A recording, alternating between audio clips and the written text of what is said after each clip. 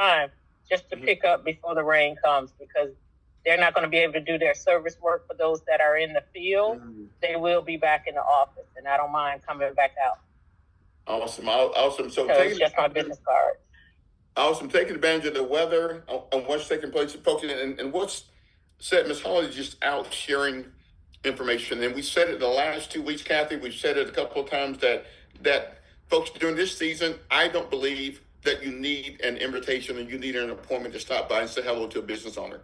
And Kathy, that's what Ms. Holiday is exactly doing, right? Yeah. You may think they're too busy, but she's already talked to 10 businesses before 11 o'clock this morning. Anything you want to add, Kathy? You know, I commend both of them for doing that, because you know what?